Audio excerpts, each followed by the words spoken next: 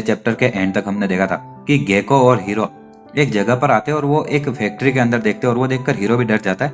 अब आगे चैप्टर 27 की शुरुआत में हम देखते हैं गेको हीरो से कहता क्या तुमने उस पोल्यूटेंट को देखा, और हम देखते कि वहां पर एक आदमी कुछ बोल रहा होता है और दूसरे लोग काम किए जा रहे होते हैं। हीरो कहता कि वो है पोल्यूटेंट और आखिर वो किस चीज के बारे में बात कर रहा है।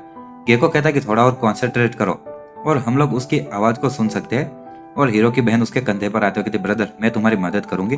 और हीरो उस आदमी को देखता है जो कि वहां पर उन सभी लोगों से कहता है कि हमें काम करना होगा और हम सभी लोग एक इतनी ज्यादा बड़ी तबाही में से जिंदा बचे हुए हैं, और आखिर हम लोग क्यों जिंदा है, दूसरे लोग जब सब मर गए। और इस शहर के बाहर कितने सारे लोग हैं जो कि कुत्तों की जिंदगी जी रहे, और ऐसा कहा नहीं जा सकता कि यहाँ पर बाहर जंगल में कितने सारे पागल लोग घूम रहे, और हम में से बहुत सारे लोग तो भूख से मर रहे जा रहे। लेकिन इसीलिए हमें अपने आप को ऐसे फालतू नहीं रखना चाहिए और काम करते रहो, और इसीलिए हम इतने ज्यादा मेहनत कर रहे हैं, और इसीलिए हमें यहाँ पर मेन सिटी के अंदर रखा जा रहा है। अगर हम काम नहीं करेंगे तो हम लोग मरते दम तक भूखे रहेंगे उन शहर के बाहर, उस दीवारों के बाहर वाले लोगों की तरह। और इसलिए काम करो और बहुत ज्यादा मेहनत करो, और अगर हम काम नहीं करेंगे तो हमारे बीच में और मरे हुए लोगों के बीच में फर्क ही क्या रह जाएगा। हीरो कहता ओह तो वो एक पोल्यूटेंट है। गेको कहता कि हाँ चैन ने कहा था कि तुम साइकिक मॉन्स्टर को आराम से देख सकते हो, तो अभी तुम किसे देख रहे हो। हीरो कहता नहीं इस बार मैं बस वहां पर एक आदमी को खड़ा ही देख सकता हूँ और कुछ नहीं।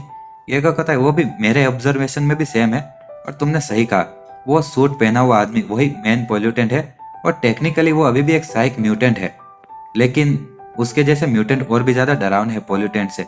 उसके आसपास पे कुछ 100 काम करने वाले वो ऑलरेडी इसके कारण इन्फ्लुएंस होकर इफेक्ट हो चुके हैं। गेको को आवाज आती है कि ये सिलाई करने वाली फैक्ट्री उसका मैनेजर जेन युआंग है, जिसकी की उम्र 40 साल है, और कि वो जब 27 साल का था वो इस सैटेलाइट सिटी के अंदर आया, और उसके बाद में उसने सिलाई करने वाली फैक्ट्री बनाई, और ये कई बार दिवालिया घोषित होते होते बचा है।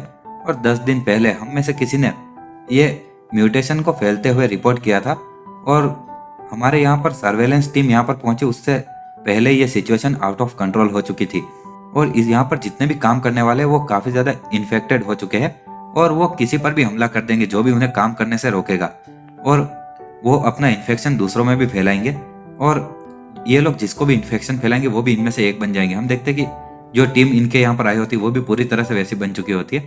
और आगे वो बताती है अब तक वो लोग पिछले 2.5 दिनों से बिना रुके लगातार काम किए जा रहे, और चांस ये है कि अगर वो लोग ऐसे काम करते रहे तो वो मर जाएंगे, और उन्हें रोका नहीं गया तो वो लोग पक्का ही मरेंगे काम कर करके। और वो मैनेजर जो कि अभी पोल्यूटेंट है वो किसी भी वक्त बरसर्क हो सकता है, मतलब पागल हो सकता है, और जब ऐसा होगा तो ये इसके पोल्यूशन का एरिया बहुत ज्यादा बड़ा हो जाएगा, और ये आसपास की फैक्ट्री को भी इसके अंदर कवर कर लेगा। आगे औरत कहती है इसलिए हाई काउंसिल ने हमें ऑर्डर दिया कि हमें तुरंत इसका प्योरिफिकेशन करना होगा। हीरो कहता है आखिर हम इसे प्योरीफाई कैसे करेंगे, यहाँ पर फैक्ट्री के अंदर कुछ 100 से भी ज्यादा लोग हैं। गेको कहता है कि हमारा काम पोल्यूटेंट को प्योरीफाई करना, ना कि उन्हें मारना।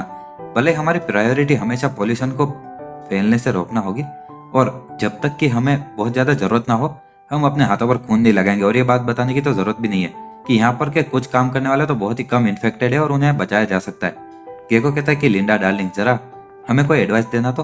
और वो औरत कहती है कि मेरी एडवाइस ये है कि इसे बहुत ही दूर से और एनेस्थीसिया मतलब कि बेहोश करने वाली दवाई से यूज किया जाए और दूर से ही हमला किया जाए, और इससे हम इस पॉल्यूटेंट को बाहर जाने से रोक सकते हैं। और अभी वो आदमी पूरी तरह से अनकंट्रोलेबल नहीं है, और वो पूरी तरह से अभी तक राक्षस नहीं बना है, और इसलिए हम इसके ऊपर गोलियों का भी इस्तेमाल कर सकते हैं बेहोश करने वाली। गेको कहता है कि यह बंदा 100 लोगों को एक साथ में इन्फ्लुएंस कर सकता है, तो उसकी मेंटल एनर्जी लेवल कोई कम नहीं हो सकती, और वो शायद एक साइकिक बैरियर भी बना सके और मेरी बुलेट को रोक सकता है उसको लगने से पहले। वो औरत कह रही इसलिए हम हमारी सपोर्ट टीम से कहेंगे कि वो फैक्ट्री के साइड में एक धमाका करे, और इससे उसका ध्यान भटक जाएगा, और भले ही वो अपनी साइक पावर इस्तेमाल करेगा लेकिन वो बहुत ज्यादा तब अनस्टेबल रहेगी और वो कॉन्सेंट्रेट नहीं कर पाएगा, और तब तुम उस मौके का फायदा उठाकर एक गोली चलाओगे, लेकिन तुम्हारे पास बहुत ही कम सेकंड रहेंगे और यही तुम्हारा आखिरी चांस रहेगा।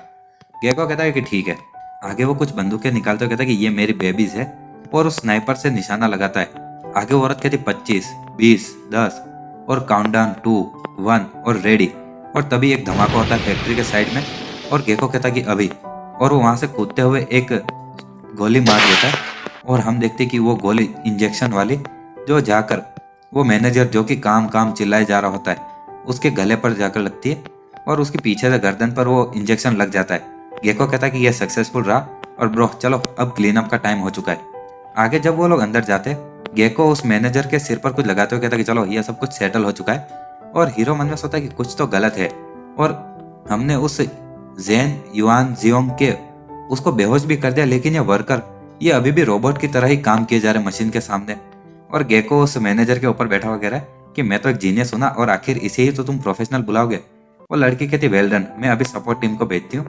और तभी हीरो की बहन कहती बड़े भाई जरा वो तो देखो। और हीरो कहता आखिर वो कौन है। और हम देखते कि वहां पर टेबल के नीचे एक बच्ची बैठी होती है और वो कहती भाई तुम काम क्यों नहीं कर रहे हो, और ब्रदर आखिर तुम काम क्यों नहीं कर रहे हो।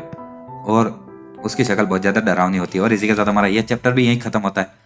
अगर आपको वीडियो पसंद आती है तो लाइक शेयर एंड सब्सक्राइब कर देना, और जैसे ही इसका नया चैप्टर आएगा मैं तुरंत वीडियो अपलोड कर दूंगा। Thanks for watching.